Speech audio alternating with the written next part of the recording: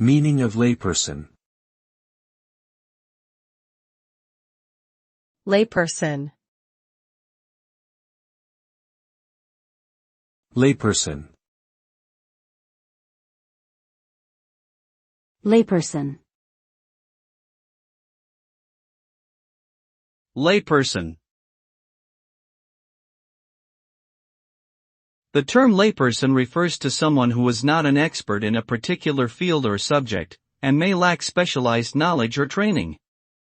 It is often used to describe people who do not have a professional or technical background in a given area. For example, a medical doctor might use language that is difficult for a layperson to understand, meaning someone without a medical background or education.